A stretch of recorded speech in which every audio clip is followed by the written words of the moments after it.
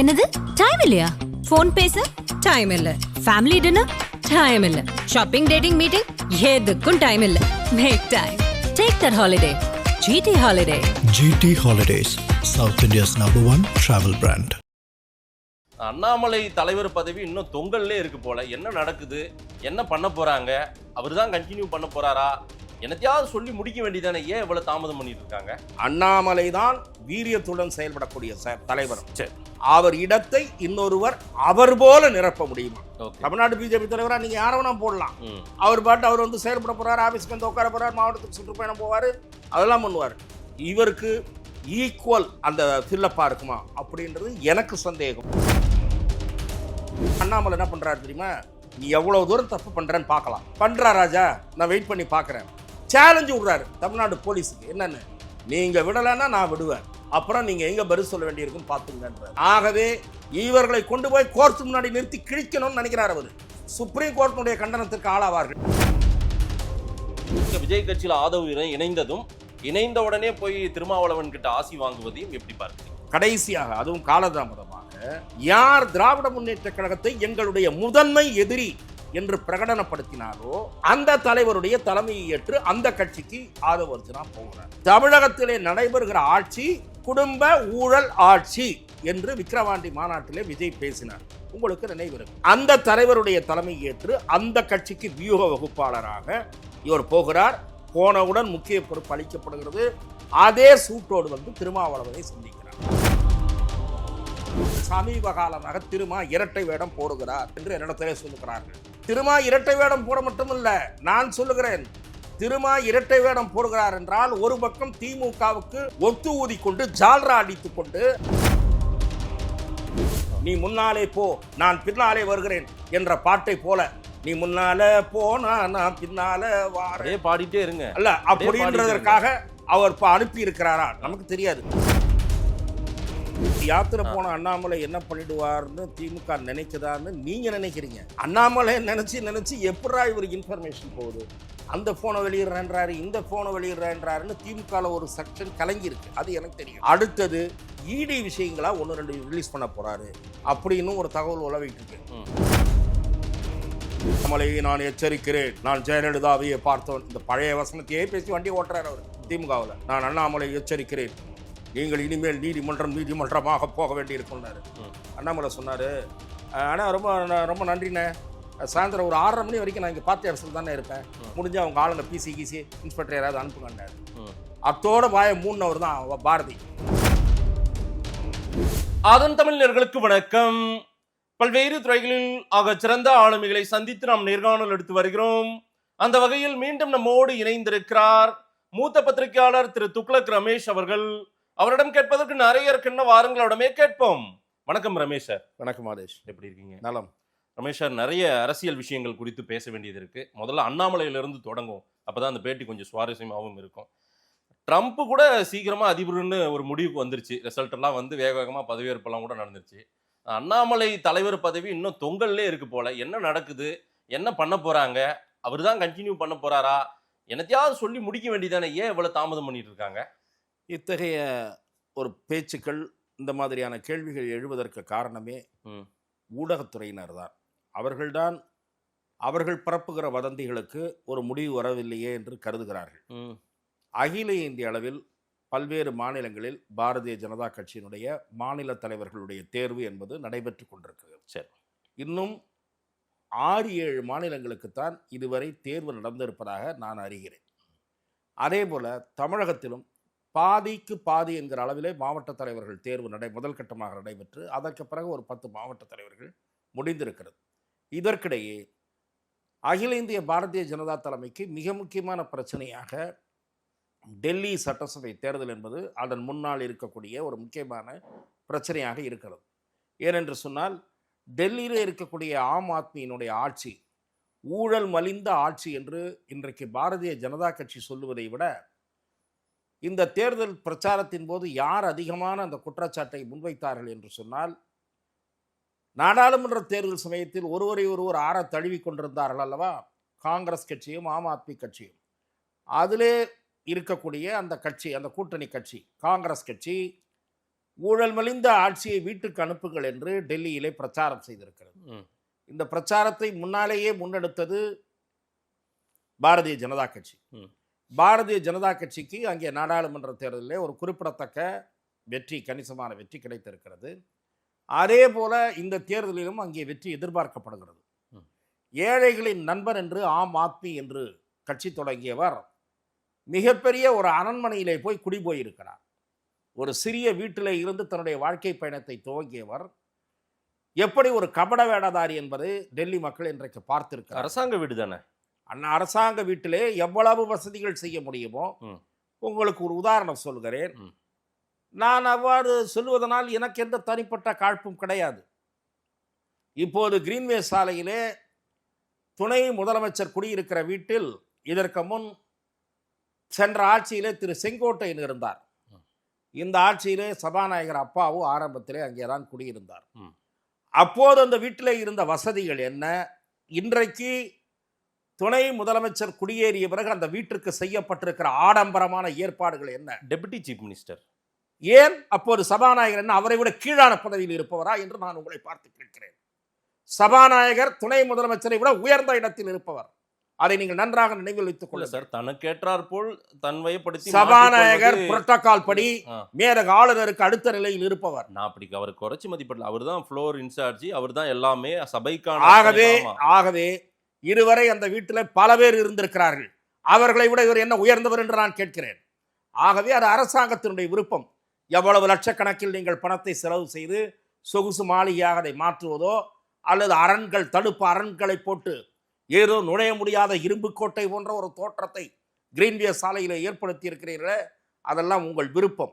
நான் வேண்டாம் என்று சொல்லவில்லை. கடந்த கால ஆனால் அதிமுகவின் முன்னாள் அமைச்சர்கள் சிலர் இருந்தபோது நீச்சல் குளமெல்லாம் இருந்திருக்கு. அம்மையார் ஜெயலலிதா அதெல்லாம் கண்டு கூடாது, இதெல்லாம் கண்டு நடவடிக்கை எனக்கு தெரிந்து எடுத்ததெல்லாம் வரலாறு இருக்கு. எனக்கு தெரிந்து யாருடைய வீட்டில் நீச்சல் குளம் இருந்தது என்று எனக்கு தெரியவில்லை. அப்படி இருந்திருந்தால் அது கண்டிக்கத்தக்கது. ஏனென்றால் முதலமைச்சர் செல்வி ஜெயலலிதா சொந்த வீட்டிலே வசித்தார். அதற்கு சில ஏற்பாடுகள் செய்யப்பட்டன. விவாதிக்க வேண்டியிருந்தால் விவாதிக்கலாம். நான் அதை போக விரும்பவில்லை. நான் சொல்ல வந்தது கெஜ்ரிவாலினுடைய முகத்தை தோலுரிக்க வேண்டும் என்கிறேன். நான் நீ ஏழைகளின் தோழன் என்று சொன்னவன் பெரியவர், அவரை காட்டி நீ பதவிக்கு வந்தாய். அந்த பெரியவரை நீ அதற்கு பிறகு கண்டுகொள்ளவே இல்லை. அண்ணா ஹசாரே காந்தியவாதியை அதற்கு பிறகு ஒரு முறையாவது போய் பார்த்தாரா? திமுக காரர்களாவது வேஷம் போட்டார்கள். அண்ணா தலைமையில் ஆட்சி அமைந்தவுடன் இந்த ஆட்சி பெரியாருடைய ஆட்சி என்று திருச்சிக்கு போனார்கள். இதெல்லாம் முதல் நாள் வரை திமுகவை பெரியார் திட்டினார், ஈவேராவை அண்ணாதுரை திட்டினார். இதெல்லாம் நடந்தது. பிறகு போய் அங்கே போய் கும்பிடு போடுகிறோம் என்று போனார்கள். ஆனால் இந்த சுயநல மனிதன் போனானா அண்ணா ஹசாரேவை தேடி? எத்தனை முறை போனார் சொல்ல வேண்டும். ஆனால் அந்த அண்ணா ஹசாரே சொன்னார், மதுபான கொள்கையில் மாற்றம் செய்யாதே என்று நான் இந்த மனிதனிடம் மன்றாடினேன், கேட்கவில்லை. இப்போது ஊழல் புகாரில் மாட்டிக்கொண்டு முழிக்கிறார் என்று அண்ணா ஹசாரே பேட்டி அளித்தார். தெரிஞ்சிடும், ரிசல்ட்ல தெரிஞ்சிடும். அங்க அவர்தான் மறுபடியும் மீண்டும் ஆட்சிக்கு அவங்க தான் வரப்போறாங்கன்ற தகவல் எல்லாம் வந்திருக்கு. இல்ல, நீங்கள் சொல்லுவது புதிய தகவலாக இருக்கிறது. கருத்து கணிப்புகளில் அவர் பின்தங்கி இருப்பதாகத்தான் தகவல். ஆகவே அது ஒரு பக்கம் இருக்கட்டும், வருதார் வரவில்லை அதெல்லாம் வேற. ஆனால் அவருடைய நீல சாயம் வெளுத்து போச்சுன்னு கமலஹாசன் படத்தில் வருகிற பாட்டை மாதிரி அவருடைய சாயம் வெளுத்து போச்சு. 2 மந்திரி திகார் ஜெயில போய் கம்பி எண்ணியாச்சு. இவர் கம்பி எண்ணாம போறாரா இல்லையான்ற கேள்விக்குறியில இருக்கு. நான் சொல்லுகிற ஒரு முக்கியமான டெல்லி தேர்தல் கான்சென்ட்ரேட் பண்றதுனால இங்க தலைவர் பதவி எல்லாம் இன்னும் நியமனம் இல்லாம இருக்குது, தள்ளி போட்டிருக்காங்க. டெல்லி தேர்தல் காரணமாக தமிழக தலைவர் மட்டுமல்ல, இங்க ஈஸியா போட்டுடலாம் இல்ல சார்? வெவ்வேறு மாநிலங்களின் தலைவர் பதவி நிரப்பப்படாமல் இருக்கிறது. இல்ல சார், அவங்க ஆளுகைக்கு உட்பட்ட இடங்கள்ல அந்த மாதிரி தாமதப்படுத்தலாம், ரைட்டு. இங்க தமிழ்நாட்டுல அவங்க ஸ்ட்ரென்த் என்னன்றதா உங்களுக்கு தெரியும், சீக்கிரமா சொல்லிடலாம்ல? இல்ல, அப்படி நீங்கள் கருதலாம். எல்லா விஷயங்களையும் சீர்தூக்கி பார்த்துதான் ஒரு முடிவெடுப்பார்கள். ஆகவே நான் கேள்விப்பட்டது, டெல்லி தேர்தல்கள் முடிவுகள் வெளிவந்த பிறகு அந்த முடிவுகள் வெளிவந்ததிலிருந்து ஒரு வாரத்திற்குள் இந்த அறிவிப்பு வெளிவந்துவிடும் என்றுதான் நான் அறிகிறேன். வெவ்வேறு மாநிலங்களின் தலைவர்கள் நியமனம், சில மாநில தலைவர்கள் நியமனம் நடைபெறும். அதனோடு சேர்ந்து இந்த அறிவிப்பும் வெளிவரும் என்று நான் பார்க்கிறேன். தொடருவார் அண்ணாமலை? நிச்சயமாக தொடருவதற்கான வாய்ப்புகள் தான் அதிகமாக இருக்கிறது என்று நான் பார்க்கிறேன். ஏற்கனவே நான் சொன்னது போல அதற்கு நான் 2-3 காரணிகள் இருப்பதாக பார்க்கிறேன். முதல் காரணி தமிழக பாரதிய ஜனதாவின் வளர்ச்சிக்கு திரு அண்ணாமலை செலுத்தி இருக்கக்கூடிய பங்களிப்பு. பாரதிய ஜனதா கட்சி இன்றைக்கு ஒரு பேசு பொருளாகி இருக்கிறார். ஆகவே அது ஒரு பங்களிப்பு. அவருடைய பங்களிப்பு தமிழகத்தில் பாரதிய ஜனதா கட்சி வலுவாக கால் ஊன்றுவதற்கு ஒரு அடித்தளம் அமைத்திருக்கிறார். ஒன்று. இரண்டாவது காரணி, இவருக்கு நிகராக இவரை எடுத்துவிட்டு இன்னொருவரை போடலாம் என்று சொல்லுகிற அளவுக்கு இன்னொருவர் அவர்களுக்கு தென்படவில்லை என்று நான் கேள்விப்படுகிறேன். என்ன சார் இப்படி சொல்றீங்க? இது நான் கேள்விப்படுகிறதை நான் அண்ணாமலை அவர்களுக்கு சீனியராகவும் அதே போல அரசியல்ல பாண்டித்தியம் பெற்றவர்களும் இன்டெலெக்சுவலும் அண்ணாமலைக்கு, நான் உங்களுக்கே சொல்லிடுறேன் உங்க சந்தோஷத்துக்கு, அண்ணாமலைக்கு நிகரானவர்கள் நிறைய பேர் அந்த அளவுக்கு வழி நடத்தக்கூடிய திறமை உள்ளவர்கள் இருக்காங்களா இல்லையா பிஜேபியில? தமிழக பாரதிய ஜனதாவில் அனுபவமிக்க தலைவர்கள் இருக்கிறார்கள். நான் அதை மறுக்கவில்லை. தமிழிசை தமிழக பாரதிய ஜனதாவில் வீரத்தோடு போர்க்குணத்தோடு செயல்பட்ட ஒரு தலைவர்களிலே ஒருவர், நான் மறுக்கவில்லை.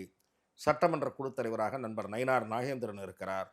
ஏற்கனவே மாநில தலைவராகவும் மத்திய அமைச்சராகவும் சிறம்பட செயல்பட்ட பொன் ராதாகிருஷ்ணன் இருக்கிறார். நான் சொல்லுவது, வீரியத்துடன் போர்க்குணத்துடன் ஆளுங்கட்சி எதிர்க்கட்சி இரண்டையோடும் மோதுகிற துணிவுடன் திராவிட கட்சிகளை அம்பலப்படுத்த வேண்டும் என்கிற உத்வேகத்துடன் செயல்படக்கூடியவராக யாரும் இல்லை. சில பேர் சோபராக செயல்படுவார்கள். செயல்படுகிற பாணி நான் உங்களுக்கு இதை ஏற்கனவே விளக்கி இருக்கிறேன். KN லட்சுமணன் என்று ஒரு தலைவர் இருந்தார் தமிழக பிஜேபிக்கு. காங்கிரஸுக்கு பழனியாண்டி என்று ஒரு தலைவர் இருந்தார். இரண்டு பேரும் ஒரே மாதிரி. மூப்பனார் செல்வாக்குமிக்க தலைவர், பாரம்பரியமான தலைவர், உயர்ந்த தலைவர். தேசிய அளவிலே மத்திய அமைச்சர்கள் அவர் வீட்டிலே காத்திருப்பார்கள் என்று நான் கேள்விப்பட்டிருக்கிறேன். டெல்லி பத்திரிகையாளர்கள் மூலம். அவர் தங்கியிருந்த டெல்லி வீட்டில் ஃப்ளாட், அது ஒரு ஃப்ளாட். அங்கே அவரை பார்ப்பதற்கு யார் யார் இருப்பார்கள் தெரியுமா? திருமதி இந்திரா காந்தி அம்மையார், அதன் பிறகு ராஜீவ்காந்தி அவர்களுடைய கேபினட்டிலே இடம்பெற்றிருந்த மத்திய அமைச்சர்கள், பிரதேச காங்கிரஸ் தலைவர்கள், இவர்களெல்லாம் மூப்பனாரை பார்ப்பதற்கு காத்திருப்பார்கள். என்னவென்றால், கட்சி பிரச்சனை, சொந்த மாநில பிரச்சனை இவரிடம் போய் தெரிவித்தாவிட்டால் திருமதி இந்திரா காந்தியின் காதுகளுக்கு, திரு ராஜீவ் காந்தியின் காதுகளுக்கு போய்விடும் என்று சொல்லத்தக்க அளவுக்கு இருந்தார். ஆனால் அவர் காலத்தில் காங்கிரஸ் தமிழ்நாட்டில் பேசுபொருளாக, சர்ச்சைக்குரியதாக, எப்போதும் நியூஸில் அடிபட்டதாக இருந்ததா, வாழப்பாடி ராமமூர்த்தி காலத்தில் இருந்ததா என்று கேட்டால் வாழப்பாடி ராமமூர்த்தி காலத்தில் தான் இருந்தது. சரி, கலைஞர் கருணாநிதி அவர்களுக்கு நாள்தோறும் அறிக்கைகள் மூலம் கேள்விக்கணைகளால் துளைத்தெடுப்பவராக அவர் இருந்தார். செல்வி ஜெயலலிதாவோடு கூட்டணி வியூகம் அமைத்து தமிழகத்தில் காங்கிரஸை மையப்பொருளாக கொண்டு வந்தார். அதே போல திரு EVK சுலங்கோவன் அதிமுக திமுக இரண்டு பேரையும் சகட்டு மீனிக்கு விமர்சிக்கக்கூடியவராக இருந்தார். ஆகவே அதே போல தமிழகத்திலே பாரதிய ஜனதா கட்சி தலைவராக அண்ணாமலை பொறுப்பேற்ற பிறகுதான் திராவிட முன்னேற்ற கழக அரசு பதில் கூற முடியாமல் திணறுகிற அளவுக்கு பல குற்றச்சாட்டுக்களை வைத்திருக்கிறார். சமீபத்திய உதாரணம் உங்களுக்கு சொல்லுகிறேன். எந்த அரசியல் தலைவர் தமிழ்நாட்டில் அதை பேசியிருக்கிறார் என்று நீங்கள் எனக்கு பதில் கூற வேண்டும். என்னது? தமிழக காவல்துறையை பார்த்து சொன்னார், இந்த அண்ணா பல்கலைக்கழக ஞானசேகரன் கேஸில் CDR நீங்கள் வெளியிடுகிறீர்களா, நான் வெளியிடட்டுமா? அது மட்டுமல்ல, இவன் போய் அந்த ரவுடி, அந்த காம கொடூரன் அங்கே போய் அண்ணா பல்கலைக்கழகத்திலே குற்றச்செயலில் ஈடுபட்டு விட்டு வந்தான். அவன் அடுத்த நாள் கைது செய்யப்படுகிறான். அந்த சம்பவத்திற்கு அடுத்த நாள் அவன் யார் யாரோடு பேசினான், காவல்துறை சொல்ல போகிறதா இல்லை நான் சொல்லட்டுமா? இதுதான் அண்ணாமலை. அப்ப ஆதாரம் வச்சிருக்கிறேன்னு சொல்லியிருக்காரு. இல்ல பொதுவெளியில் ஏன் சொல்லிடலாம்ல திரு அண்ணாமலை? அது இல்ல, போலீஸ் எந்த திசையில் நீங்க மூடி மறைக்க பார்க்கும்போது தான் சார் நாங்க பண்ணுவோம். ஒரு எதிர்கட்சி என்பது சரியான வேலையைத்தான் அவர் செய்கிறார். சரி, நீங்க என்ன பண்றீங்க? SIT கிட்ட கொடுக்கலாம். இருங்க. SIT என்ன லட்சணத்துல செயல்படுதுன்னு நீங்க தெரியாது. அவர் பத்திரிகையாளர் தானே. என்ன பத்திரிகையாளர்களை கூப்பிட்டு மிரட்டிட்டு இருக்காங்க, போனை வாங்கி மிரட்டிட்டு இருக்காங்க பத்திரிகையாளர்களை. அவனுடைய வீட்டு அக்கௌண்ட், உன் பொண்டாட்டி அக்கௌண்ட்டை கொடு, அதை கொடு, இதை கொடு. தமிழ்நாடு காவல்துறை செயல்படுகிற லட்சணமா இது? பத்திரிகையாளர்களாக உங்களுக்கு கோவம் வரணும் சார். பத்திரிகையாளர்கள் இன்றைக்கு கொதித்து போயிருக்கிறார்கள். திமுகவுக்கு ஜால்ரா அடித்தவர்களை இன்றைக்கு சீறி இருக்கிறார்கள். அந்த அளவுக்கு இந்த ஆட்சி செயல்படுகிறது. ஆகவேதான் அண்ணாமலை என்ன பண்றாரு தெரியுமா? நீ எவ்வளவு தூரம் தப்பு பண்றேன்னு பார்க்கலாம். பண்றா ராஜா, நான் வெயிட் பண்ணி பார்க்கறேன். சேலஞ்சு விடுறாரு தமிழ்நாடு போலீஸுக்கு. என்னன்னு, நீங்க விடலைன்னா நான் விடுவேன், அப்புறம் நீங்க எங்க பதில் சொல்ல வேண்டியிருக்குன்னு பாத்துங்கன்றாரு. ஆகவே இவர்களை கொண்டு போய் கோர்ட் முன்னாடி நிறுத்தி கிழிக்கணும்னு நினைக்கிறார் அவரு. சுப்ரீம் கோர்ட்டினுடைய கண்டனத்திற்கு ஆளாவார்கள் இந்த வழக்கை திசை திருப்ப பார்த்தால். ஆகவே அண்ணாமலையிடம் ஆதாரம் இருக்கிறது. நான் பேசியதன் மூலம் உங்களுக்கு சொல்கிறேன். அண்ணாமலை கண்ணில் விரல விட்டு நோண்டுறாரு. அதனாலதான் இப்ப நம்ம சப்ஜெக்ட் எல்லா விஷயங்களும் கடந்து போற மாதிரி இந்த விஷயத்தையும் அண்ணாமலையும் ஒரு அரசியல்வாதியாக கடந்து போக செய்வாரா, அல்லது SIT கொடுக்கும் தகவல் தான் இதுவும் என்னுடைய தகவலும் உண்மைன்னு சொல்ல போறாரு? அது பார்க்கலாம். நான் கேட்கிறேன், அப்படி நீங்க சொல்லுங்க சார். அண்ணாமலை இவ்வளவு தாமதமா எங்கிட்ட தகவல் இருக்கு, ஆதாரம் இருக்கு, மாதேஷ், நீங்க நீங்கள் ஒரு பொறுப்பான பத்திரிகையாளர், நீங்கள் உங்களுக்கு இதில் வரணும் கோபம். என்னன்னா, ஒரு போலீஸு கையில் வச்சிருக்கிற தகவலை வெளியிடாமல் இருக்காங்க. ஏன் யார் யார்கிட்ட பேசினான்னா அதில் இப்போ என்ன அர்த்தம் இருக்குன்னு தெரியுமா? நான் யூகிக்கிறேன். இவன் யார் யார்கிட்டயோ ஃபோன் பண்ணி என்னை காப்பாற்றுங்கன்னு பேசியிருக்கான் சார். அதனால தானே அவர் சொல்கிறாரு அவன் யார் அப்படி என்பது என் யூகம். இவன் சில பேரிடம் மன்றாடி இருக்க வேண்டும். அதுதான் அந்த டெலிஃபோன் கான்வர்சேஷன் என்று நான் கருதுகிறேன். சரி, அதனால தான் வழக்கை நீர்த்து போக செய்கிற முயற்சி நடைபெற்றால் விடமாட்டேன் என்று அவர் எச்சரிக்கிறார். சரி. ஆகவே எதற்காக சொல்றேன்னா, இது நம்ம ஆரம்பித்த புள்ளிக்கு வருவோம். ஆகவே அண்ணாமலை தான் வீரியத்துடன் செயல்படக்கூடிய தலைவர். அவர் இடத்தை இன்னொருவர் அவர் போல நிரப்ப முடியுமா? தமிழ்நாடு பிஜேபி தலைவரா நீங்க யார வேணா போடலாம். அவர் பாட்டு அவர் வந்து செயல்பட போறாரு, ஆபீஸ்க்கு வந்து உட்கார போறாரு, மாவட்டத்துக்கு சுற்றுப்பயணம் போவாரு, அதெல்லாம் பண்ணுவார். இவருக்கு ஈக்குவல் அந்த ஃபில்லப்பா இருக்குமா அப்படின்றது எனக்கு சந்தேகம். ஆகவே அம்மாதிரி வேறு வகையான முடிவை பாரதிய ஜனதா எடுக்குமானால், ஈஃபன் பட்ஸ் போட்டு பேசுறேன், அப்படி போட்டு எடுக்குமானால் அது பாரதிய ஜனதா தமிழகத்தில் பலவீனமாவதற்குத்தான் வழி செய்யும். பார்ப்போம், நீங்க காத்திருப்போம். நம்ம டெல்லி ரிசல்ட்டுக்கு பிறகு ஒரு வாரத்துக்குள்ள வந்துடும் நீங்க சொல்றீங்க. இன்னொரு முக்கியமான அரசியல் நிகழ்வும் நடந்திருக்கு சார். விஜய் கட்சியில போயிட்டு ஆதவ் அர்ஜுனா கொஞ்சம் பரபரப்பாக எப்போதுமே அரசியல் தளத்தை கொஞ்ச நாட்களா வைத்திருந்தவர். அவர் போய் அங்க ஒரு முக்கிய வியூக பொறுப்பு, ஒரு கட்சி பொறுப்பையே வாங்கியிருக்காரு. எப்படி பார்க்குறீங்க? அந்த பொறுப்பை வாங்கியது மட்டும் இல்லாம விஜய் கட்சியில இணைந்தது மட்டும் இல்லாம ஆசி பெற திருமாவளவன் அவர்களை சந்தித்திருக்கிறார். இது ஒரு ஜனநாயக ஒரு மாண்பு, இது வந்து ஒரு நல்ல ஆரோக்கியமான அரசியல்னு திருமாவளவன் சொல்றாரு. நீங்க எப்படி பார்க்குறீங்க? விஜய் கட்சியில ஆதவ் இணைந்ததும், இணைந்த உடனே போய் திருமாவளவன் கிட்ட ஆசி வாங்குவதையும் எப்படி பார்க்குறீங்க? திரு ஆதவ் அர்ஜுனா அவர்கள் தமிழக வெற்றி கழகத்தில் இணைவதற்கு முன்னால் நடந்த சில நிகழ்வுகளை அசை போட்டு விட்டு நாம் இந்த கேள்விக்கு பதில் போவதில் தான் பொருத்தமாக இருக்கும் என்று நான் கருதுகிறேன். சொல்லுங்க. முன்னால் நடந்த நிகழ்வுகள் என்ன? திராவிட முன்னேற்ற கழகம் ஆட்சி இங்கே நடந்து கொண்டிருக்கிறது. அதிலே ஒரு முக்கியமான உறுப்பு கட்சியாக விடுதலை சிறுத்தைகள் கட்சி இருக்கிறது. அந்த கட்சியினுடைய துணை பொதுச் செயலாளராக இருந்த நிலையில் திரு ஆதவ் அர்ஜுனா என்ன சொன்னார்? ஆட்சி அதிகாரத்தில் பங்கு வேண்டும் என்று கேட்டார். அதற்கடுத்து என்ன சொன்னார்? அதே ஆட்சி அதிகாரத்தில் பங்கு வேண்டும் என்பதை திருமாவளவனும் பேசியிருக்கிறார். நான் நீண்ட காலமாக பேசி வருகிறேன் என்று சொன்னார். ஆகவே தலைவருடைய கருத்தோடு ஒத்திசைவாகத்தான் அவர் பேசினார் என்று நாம் இதை கடந்து போக முடியுமா? முடியாது. ஏன் முடியாது? அதற்கடுத்து ஒரு முக்கியமான கருத்தை சொன்னார். தொல் திருமா அவர்கள் தமிழ்நாட்டின் துணை முதலமைச்சராக ஏன் வரக்கூடாது? 4 மாதங்களுக்கு முன்பு வரை சினிமாவில் நடித்துக் கொண்டிருந்தவர்களெல்லாம் இந்த நாட்டில் துணை முதலமைச்சராக 4 வருஷம் வர முடியும் என்றால் ஏன் திருமா வர முடியாது என்று கேட்டாரே, அது யாரை நோக்கிய விமர்சனம்? திரு உதயநிதியை நேரடியாக விமர்சித்தார். அரசியலுக்கு வந்ததே புதிது, அதுவும் கொஞ்ச நாளைக்கு முன்னாடி வரைக்கும் ஷூட்டிங்கில் இருந்தவர். அவர் டெப்டி சிஎம் ஆகலான்னா நீண்ட அனுபவம் உள்ள, அரசியல் அனுபவம் உள்ள, திறமை உள்ள திருமா ஏன் வரக்கூடாது என்று அவர் கேட்டார். கேட்டவுடன் என்ன நடந்தது? அவர் கொதித்தார். ராசா கொதித்தார். அவரை மன்னிப்பு கேட்க சொல்ல வேண்டும் என்று அறிக்கை வெளியிட்டார். திருமா அவர் மீது நடவடிக்கை எடுக்க வேண்டும் என்று திராவிட முன்னேற்ற கழகத்தின் இன்னொரு பிரமுகர் பேட்டி அளித்தார். அதன் பிறகும் திருமா உடனடியாக நடவடிக்கை எடுக்கவில்லை.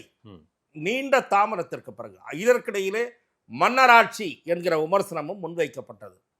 ஆக நடைபெறுவது மன்னராட்சி. அது எங்கே? ஆனந்த விகடன் நடத்திய விழா. அவரும் ஆனந்த விகடன் இணைந்து நடத்திய விழா. நீண்ட தாமதத்திற்கு பிறகு கண் துடைப்பு நடவடிக்கையாக அவர் கட்சியிலிருந்து சஸ்பெண்ட் செய்யப்பட்டார். சரி. அதன் பிறகு அவர் யோசித்து, இதற்கிடையிலே பத்திரிகைகளிலே வதந்திகள் பரவின. அவர் அதிமுக பக்கம் போகிறாரா, விஜய் கிட்டம் போகிறாரா, 2 இடங்கள்ல எங்க போகிறாருன்னு பார்த்து கொண்டிருந்தார்கள். அவர் தமிழக வெற்றி கழகத்தை தேர்ந்தெடுத்திருக்கிறார்.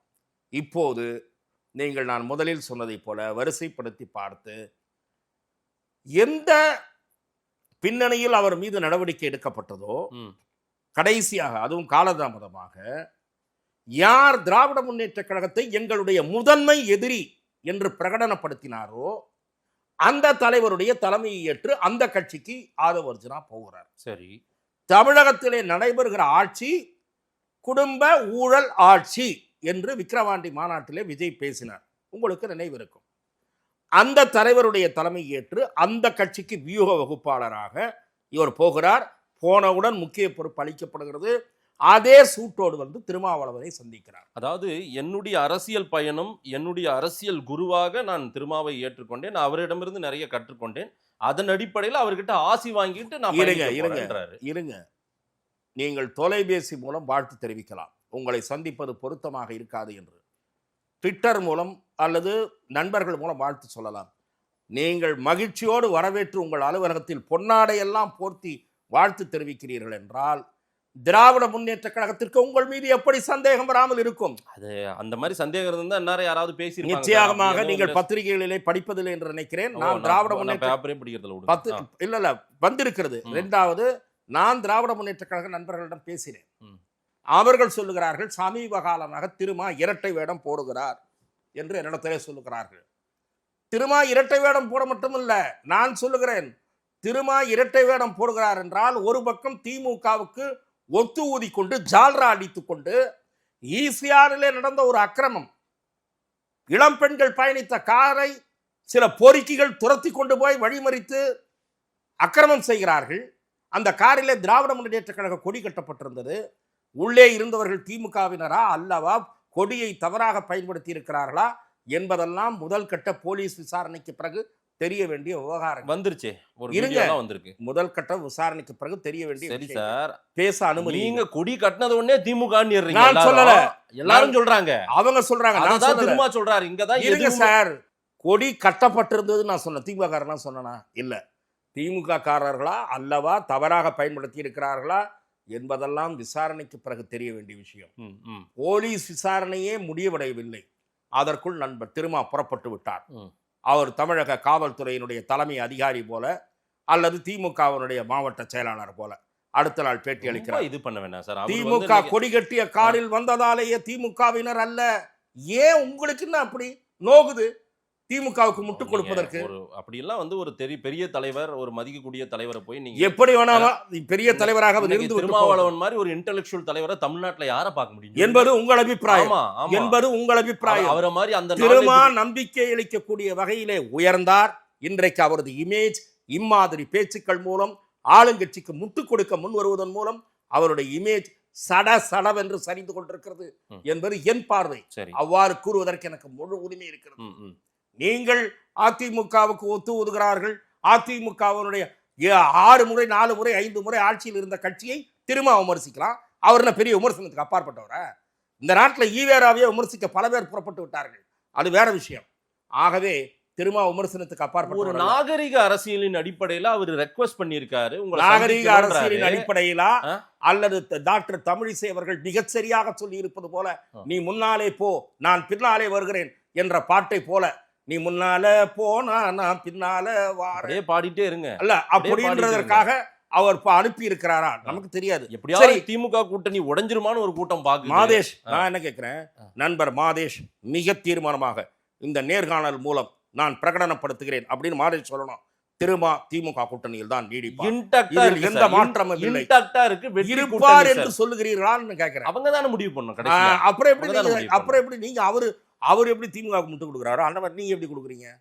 அவர் திமுகவுக்கு நல்லா முட்டு கொடுக்குறாரு, நீங்க எப்படி அவருக்கு முட்டு கொடுக்குறீங்க? இருக்கிறத 2026 அவர் இங்கதான் இருப்பாருன்னு திரும்ப சொல்லுங்க சார். 2026 நாங்க இங்கதான் இருப்போம். அவங்க கூட்டணியில் தொடருவோம் தான் சொல்லியிருக்காங்க, சொல்லிட்டே இருப்பாங்க, சொல்லுவாங்க, தேர்தல் வரைக்கும் சொல்லுவாங்க. சரி, அதே நேரத்தில் ஆட்சி அதிகாரத்தில் பங்கு என்கிற குரல் ஒவ்வொரு கட்சியிடமும் வலுத்து வருகிறது. சார், ஆதவர்ஜுனாவை சஸ்பெண்ட் பண்ணதே இந்த பிரச்சனை எல்லாம் வரக்கூடாதுன்னு தான் சஸ்பெண்ட் பண்ணது. அப்புறம் இன்னொரு கட்சிக்கு போயிட்டு அண்ணா நல்லா இருப்பா அவரோட சேர்ந்து பலப்படுத்தி திமுக வீழ்த்துறதுக்கு தான் போயிருக்காரு. அப்புறம் அப்படின்னு திரும்ப சொல்லியிருப்பாரு. அப்படி இல்லைங்க, நான் சொல்லலை, கொஞ்சம் காதுல வாங்கிக்கிங்க. வீழ்த்த புறப்பட்டிருக்கிற ஒரு இயக்கத்திற்கு வாழ்த்து தெரிவிக்கிறீங்க நீங்க. அந்த இயக்கத்தினுடைய முக்கிய பொறுப்புல இருக்கிறவருக்கு அவருடைய அரசியல் பயணத்தில் வெற்றி பெற நீங்க வாழ்த்து தெரிவிக்கிறீங்க. அவருடைய அரசியல் பயணம் இது. திமுக கூட இவ்வளோ டீப்பா சிந்திக்காது சார். சிந்திப்பாங்க, அவங்க என்ன சிந்திக்க தெரியாம உட்காந்துருக்காங்கன்னு நினைக்கிறீங்களா?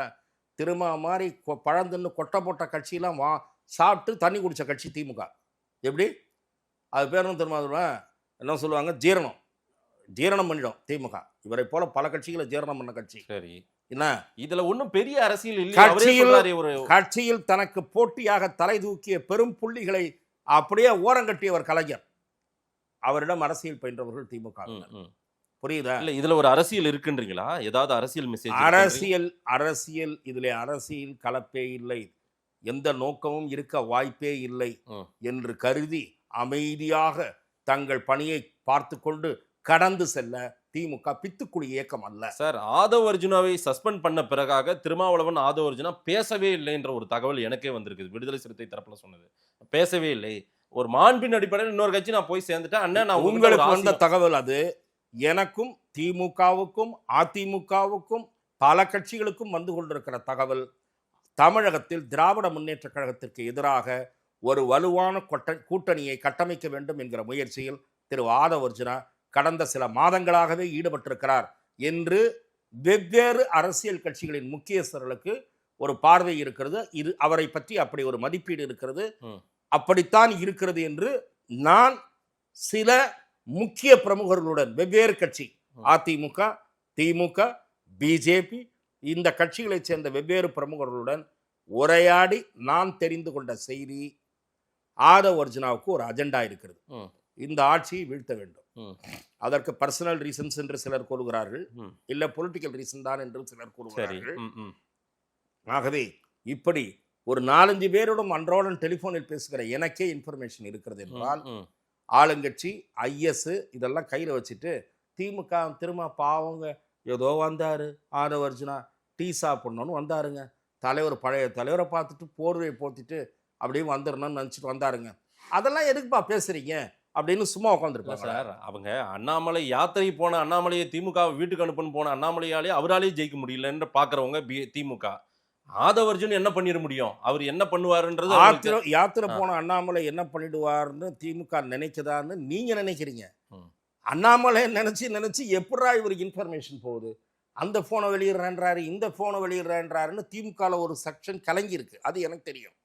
அடுத்தது இடி விஷயங்களா 1-2 ரிலீஸ் பண்ண போறாரு அப்படின்னு ஒரு தகவல் உலவிட்டு இருக்கு. ஆகவே திமுக அண்ணாமலை அலட்சியமா கடந்து போவதா கலங்கி இருக்கான்றது என்னை போன்றவர்களுக்கு தெரியும், கூடுதலாக தெரியும். ஆகவே ஆதவ் அர்ஜுனாவையும் வாட்ச் பண்ண ஆரம்பித்து விட்டார்கள், திருமாவையும் வாட்ச் பண்ணி கொண்டிருக்கிறார்கள் என்பதை உங்களுக்கு சொல்லிக் கொள்கிறேன். ஸோ திருமா ஆதவ பார்த்ததிலும் ஒரு எதிர்கால ஒரு அரசியல் திட்டம் இருக்குன்றீங்களா? அரசியல் திட்டம் இருந்தால் இருக்க வாய்ப்பு இருக்கிறது, இருக்காது என்று திமுக நம்பும் என்று நான் கருதவில்லை. அந்த குடும்பத்துல ஏதாவது குழப்பம் வந்துருமான்னு ஒரு பெரும் கூட்டம் வெளியே இருந்துட்டே, அதற்கு குழப்பம் வர வேண்டிய அவசியம் வெளியில் இருப்பவர்களுக்கு ஏற்படுத்த வேண்டிய அவசியம் கட்டாயம் எதுவுமே இல்லை. ஏன்னா குழப்பத்தை அந்த கூட்டணி கட்சிகளே ஏற்படுத்துகின்றன. வேங்கை வயல் விவகாரத்தில் போலீஸ் குற்றவாளிகள் என்று கொண்டு போய் நிறுத்தியவர்களை குற்றவாளிகள் என்று நான் நம்ப தயாராக இல்லை. சிபிஐ விசாரணை தேவை என்று கேட்பது திருமா, பாரதிய ஜனதா, அதிமுக.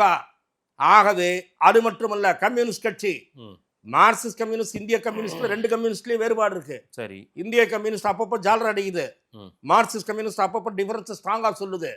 என்ன ஸ்ட்ராங்கா சொல்லுது? ஏன் அப்படின்னா அவங்க கட்சிக்குள்ள ஒரு அழுத்தம். எதற்கடுத்தாலும் அரசாங்கத்திற்கு நாம் ஆதரவு கொடுக்கக்கூடாது, நம்முடைய தோழர்கள் அதில் அதிருப்தி அடைகிறார்கள். மார்க்சிஸ்ட் கட்சியெல்லாம் ஆரோக்கியமான டிபேட் நடக்கும், நீங்க நினைக்கிற மாதிரிலாம் இல்லை. சும்மா அவங்க மீட்டிங் போடுறாங்கன்னா சும்மா போடுறாங்கன்னு நினைக்காதீங்க, ரொம்ப இன்டெப்த்தாக டிபேட் நடக்கும். இந்த பிரச்சனையில் இந்த மாதிரி நிலையை எடுத்திருக்கோம், இது தப்பு. கீழே இருக்கக்கூடிய தொழிற்சங்கத்தை தோழர்கள் அவன் கேட்பான், அவனுடைய ரெப்ரஸன்டேட்டிவ், மேலே இருக்கக்கூடிய ரெப்ரஸன்டேட்டிவ். ஆகவே அந்த கட்சியில் இன்னைக்கு ஒரு விவாதம் எழுந்திருக்கிறது. திமுக குறித்த நமது பார்வை மாற வேண்டும். முதல்ல எங்க தோழர் பே சண்முகம் தான் ஃபர்ஸ்ட் ஆதரவு கொடுத்தாரு ஈரோடு கிழக்குல, தெரியுமா? அதாவது சார் இது என்ன சார், இப்ப இது ஒரு தேர்தலா? இது ஒரு தேர்தலா? அதே பே சண்முகம் அவர்கள் தான் பாலகிருஷ்ணன் கடைசியா சொன்னதை வழிமொழிஞ்சார். ஆமா, அவங்க வெளிச்சத்துல நாங்க ஒண்ணும் இல்ல அப்படின்னு பொறுப்பேற்றவுடன் சொன்னார். திமுக வெளிச்சத்தில் மார்க்சிஸ்ட் கம்யூனிஸ்ட் கட்சி இருப்பதாக சொல்வது அபத்தமான கருத்து. சொன்னவர் யார்? தோழர் சண்முகம். அதை மசதியாக மறந்துவிட்டு நீங்கள் பேச வேண்டாம். இந்த மாதிரி மற்ற கட்சிகள்ல கொஞ்சம் பிரபலமா தெரிஞ்சவர்கள்லாம் இப்ப விஜய் கட்சிக்கு படையெடுப்பதை எப்படி பார்க்கறீங்க? விஜய் என்ன செய்வதாக ஒரு திட்டம் போட்டிருக்காரு. ஆதவ் அர்ஜுனா மாதிரி ஆட்களை வைத்துக்கொண்டு விஜயால் என்ன செய்து விட முடியும் சார்? ஆதவ் அர்ஜுனா மட்டுமல்ல, திரு நிர்மல்குமார், அதே போல் வேறு 1-2 பேர், திராவிட முன்னேற்ற கழகம், அதிமுக, இந்த கட்சிகளெல்லாம் ஒதுக்கப்பட்டவர்கள் அங்கே போய் சேர வேண்டும் என்று நினைக்கிறார்கள். ஆனால் அவர் எதிலுமே விரைந்து முடிவெடுப்பது இல்லை என்பது அவரோடு நெருங்கி பழகுகிற சில பேர் சொல்லுகிற குறைபாடு. விரைவாக முடிவெடுக்க வேண்டும், விரைவாக அடுத்தடுத்த செயல்பாடுகள் இருக்க வேண்டும் என்று அவர்கள் கருதுவதாகவும், ஆனால் கிட்டத்தட்ட ஓராண்டு கால தேர்தலுக்கு அவகாசம் இருக்கிற நிலையில் இன்னும் 3-4 மாதங்களுக்கு பிறகு அரசியல் வீரியத்தோடு செயல்பட்டால் போதும் என்று விஜய் கருதுவதாகவும் நான் கேள்விப்படுகிறேன். ஆகவே விஜய் கட்சிக்கு யார் யார் போகிறார்கள் என்கிற விஷயம் வெளியே வராததற்கு காரணம் விஜயால் ஏற்படுகிற தாமதம் தான் என்று நான் கேள்விப்படுகிறேன். ரொம்ப முக்கியமான ஒரு தகவலை சொன்னீங்க. இந்த அண்ணா பல்கலைக்கழக பரபரப்பான விவகாரத்தில் அண்ணாமலை கிட்ட அப்ப யாருன்ற ஆதாரங்கள், சில ஆதாரங்கள் சிக்கி இருக்குது, வச்சிட்டு இருக்காரு. அது தேவைப்படும் போது அரசியலுக்காக பயன்படுத்துவாரா என்ன? அரசியலுக்காக பயன்படுத்துவார் என்று நான் முதல்ல சொல்லல. இல்ல, பாக்குறவங்க அப்படிதான் நினைப்பாங்க. தெரியும், முதல்ல சொல்லுங்க. பாக்குறவங்க யார் வேணா என்ன வேணா நினைச்சிட்டு போட்டோம். அவர் கையில எந்த ஆதாரம் இல்லைன்னு வைங்க. எந்த ஆதாரமும் இல்லை சார். போலீஸ் சீன்ற மாதிரி தானே அது. கேஸ் போடுங்க அவர் பேரில். ஒரு வழக்கு விசாரணை பரபரப்பாக போயிட்டு இருக்க நேரத்தில் இவர் மிஸ்லீடிங்காக சொல்கிறாரு. நான் தான் உங்கள்கிட்ட சொன்னேன் சார், நிருபர்கள் நேற்று கேட்டிருக்காங்க. பத்திரிகையாளர் மன்றத்தில் ஆர்ப்பாட்டம் நடந்தது. அந்த ஆர்ப்பாட்டத்தில் பேசிய பத்திரிகையாளர்கள் சொல்லியிருக்காங்க, எங்களை மிரட்டுறீங்களா, வாய் செத்தவங்க வாயில்லா பூச்சின்னு நினச்சி அண்ணாமலையை போய் தொடுங்கலாம் பார்க்கலான்னு கேட்டிருக்காங்க. அவர் தான் சொல்கிறாருல, எங்கிட்ட நிறைய ஆதாரம் இருக்குன்னு, அவர்கிட்ட போங்கன்னு இருக்காங்க. இது ஒரு தடவை. அதே மாதிரி ஆர்எஸ் பாரதி சும்மாவாவது உட்காந்து காலாட்டிட்டு அறிவாலயத்தில் பேட்டி கொடுத்துட்ருக்காரு. அவர் ஒரு தடவை சொன்னார், அண்ணாமலையை நான் எச்சரிக்கிறேன், நான் ஜெயலலிதாவையே பார்த்தவன். இந்த பழைய வசனத்தையே பேசி வண்டி ஓட்டுறாரு அவர் திமுகவில். நான் அண்ணாமலை எச்சரிக்கிறேன், நீங்கள் இனிமேல் நீதிமன்றமாக போக வேண்டி இருக்குன்னாரு. அண்ணாமலை சொன்னார், ஆனால் ரொம்ப ரொம்ப நன்றிண்ணே, சாயந்தரம் ஒரு 6:30 மணி வரைக்கும் நான் இங்கே பார்ட்டி ஆஃபீஸில் தானே இருப்பேன், முடிஞ்சால் அவங்க ஆளுங்க பிசி இன்ஸ்பெக்டர் யாராவது அனுப்புங்கண்டாரு. அத்தோட வாயை மூடினவர் தான் பாரதி. இன்னும் வாயை திறக்கல. நீதிமன்றமாக போக என்ன மிரட்டி பார்க்குறீங்க? இல்லை, அவரு சக்சஸ் உங்களை இருங்க வரேன். சும்மாவாரி இந்த ஊழ மிரட்டெல்லாம் எடுபடல. அவர் ஜெயலலிதா வழக்கு எல்லாம் பார்த்து அதுதான் பழைய புராணத்தை வச்சுட்டே ஓட்டாதீங்க. அதுதான் சொன்னார்ல, சொல்லி 6 மாதம் ஆச்சு சார் ஆர்எஸ் பாரதி. நானும் ஏதோ கூப்பிட்டுருவார் போல இருக்கு, கோர்ட்டுக்கு ஏதோ இழுத்துருவார் போல இருக்கு, போலீஸ் அனுப்பிடுவார் போல இருக்குன்னு நினச்சேன். ஒன்றும் நடக்காது. சென்ட்ரலில் பவர் வச்சுருக்காங்க. சும்மா அந்த மிரட்டுற வேலையெல்லாம் அவர்கிட்ட செல்லுபடி ஆகாது. என்ன, உங்கள் ஜாதகம் நிறைய எடுத்துகிட்டு இருக்காரு, இன்னும் எடுத்துகிட்டு இருக்காரு. சென்ட்ரலில் பவர் இருக்குன்னா அதுக்குன்னு இஷ்டமேனிக்கு பேசினா, திமுகவுக்கு எதிராக சில விஷயங்கள் சொன்னால் ஆதாரம் இல்லாமல் பேசினா அவங்களும் வழக்கு போடுவாங்கல்ல. வழக்கு போடுவாங்கல்ல, போடணும்ல. போட்டாங்கல்ல, 1-2 பேர் போட்டாங்கல்ல. ஏன் ஸ்பீடப் கூட பண்ண மாட்டேன்றாங்க? நிறைய சொத்து பட்டியல் ஸ்க்ரீனில் விட்டார் சார். உங்கள் நிருபர் கூட வந்திருந்தார் அந்த பேட்டிக்கு. ஸ்க்ரீனில் போச்சு, ஜக ஜக ஜக ஜகன்னு சினிமா மாதிரி எல்லாம் உட்காந்து பார்த்தாங்க. இவருடைய சொத்து இது, இவருடைய சொத்து இது, எப்போ எவ்வளோ வாங்கிட்டான்பா அப்படின்னு உட்காந்து நிருபர்கள். இதெல்லாம் ஏற்கனவே செய்தித்தாள்களில் வந்த செய்தி தான் சார். இல்லை, இருக்கட்டும், செய்தித்தாளில் வந்தது தானே. அது பொய்ன்னு இவங்க பேசுனாங்கல்ல. திமுக சொன்னாங்க, நீங்க தான் செய்தித்தாளில் வந்தது, நீங்க அவங்க செய்தித்தாளில் வந்தது இல்லை. அவங்க ஏற்கனவே இதெல்லாம் பொதுவெளியில் இல்லை இல்லை இல்லை இல்லை இல்லை இதெல்லாம் குற்றச்சாட்டா இருக்கிறோம். எங்களுக்கு சம்பந்தம் இல்லாத சொத்து அப்படின்னு டிஆர் பாலு சொல்லியிருக்காரு. சரி, அதுல 1-2 சொத்து சம்பந்தம் இல்லாத சொத்து சொன்னார்ல. இந்த மாதிரி தப்பா சொல்லிட்டாங்க. அதுல நிறைய பேருக்கு இருந்தது சார், மொத்தம் 2 பேருக்கு இல்ல. அது பாட்டு ஒரு மானாவரியா வச்சிருக்காரு. போட்டா பக்கமா வச்சிருப்பார் போல இருக்கு. அவர்கிட்ட நீங்க வாங்கி போடலாம். சரி, ஆகவே இந்த மிரட்டல் அரசியல்லாம் திமுக பண்ணி எடுபடாது. சரி, சமூக ஊடகங்கள்ல பெரிய விவாதங்களை ஏற்படுத்தியிருக்கிற ஒரு முக்கியமான கேள்வி, அதுக்கு நீங்க தான் அதுக்கு பதிலே சொல்லி ஆகணும். சீமான் குருமூர்த்தி சந்திப்பெல்லாம் அடிக்கடி நடக்கிறது அப்படின்ற ஒரு விவாதம் எழுந்திருக்கிறது. அபத்தமான பேச்சு. திரு குருமூர்த்தி அவர்கள் திட்டவட்டமாக ஒருபோதும் நான் அந்த மனிதனை சந்தித்ததே இல்லை என்று சொன்ன பிறகும் இந்த வதந்தியை பொறுப்பற்ற முறையில் சுபவீரபாண்டியன் அவர்கள் பதிவு செய்திருப்பதாக துக்ளக் பத்திரிகையிலே அதை நாங்கள் வெளியிட்டிருக்கிறோம். ஜெகதீச பாண்டியன் நாம் தமிழர் இருங்க, அதுதான் சொல்றேன். இந்த மாதிரியான கட்டுக்கதைகள். திரு சோ அவர்களோடு நிழலாக நான் பயணித்தவன். திரு சீமான் அவர்களை அவர் சந்தித்ததே இல்லை. இனி நீங்கள் இந்த கேள்வியை கேட்க வேண்டிய இடம் திரு சீமானை நோக்கிதான். ஆகவே நாம் தமிழர் என்ற கட்சியின் பெயர் அவரிடத்தில் எப்படி வந்தது என்று திரு சீமானைத்தான் நீங்கள் கேட்க வேண்டும். திரு சோ அவர்களுக்கோ திரு குருமூர்த்தி அவர்களுக்கோ திரு சீமானோடு எந்த தொடர்பும் கிடையாது. வேறு எதுவும் கூற முடியாதவர்கள். ஈவேராவும் என்னென்ன அபத்தமாக பேசி இருக்கிறார் என்று சீமான் தேடி வாரியாக ஆதாரம் வைத்திருப்பதை போல துக்ளக்கும் வைத்திருக்கிறது. வேறு எதுவும் கூற முடியாதவர்கள் குருமூர்த்தி அவர்களோடு தொடர்பு படுத்தி சீமான் அவர்களை கூறியிருப்பது முட்டாள்தனமானது, ஆதாரமற்றது. இன்னைக்கு சீமான் அவர்களுக்கு புகழ் பாடுவது போல ஈரோடு கிழக்கில் அவர் வெற்றி மாதிரியே துக்ளக் புத்தகத்துல போட்டு அங்க இருக்கக்கூடிய நிருபர் செய்தியை வெளியிடுகிறோம். வெற்றி என்று போடவே இல்லை. அப்படிதான் அது பதிவாயிருக்கு. இல்லை இல்லை, போன முறை சர்காஸ்டிக்கா போட்டிருக்கிற மாதிரி நான் இல்லை இல்லை, நாங்கள் அப்படி போடவில்லை. எங்களுக்கும் கள நிலவரம் தெரியும். பலமான கவனிப்பு கடைசி கட்டத்தில் இருக்கலாம் என்றுதான் எங்கள் நிருபர் செய்தி அனுப்பியிருக்கிறார். வெற்றி என்று யாரும் சொல்ல மாட்டாங்க. ஆனா ரொம்ப இம்பார்ட்டன்ட் கொடுத்திருந்தீங்க புத்தகத்துக்குள்ளார. நீங்கள் முன்னாடி ஃபுல்லா அதுல என்ன இருக்கு என்று படிக்க வேண்டும். வெற்றி என்று ஏதாவது ஒரு வார்த்தை இருக்கிறதா என்று படிக்க வேண்டும். சரி, நிறைய விஷயங்கள் நீங்க சொல்லியிருக்கீங்க. மக்கள் என்ன சொல்றாங்கன்னு பார்க்கலாம். நேரில் வந்து நேரம் கொடுத்து பேசியமைக்கு நன்றி திரு ரமேஷ் சார். வாய்ப்புக்கு நன்றி.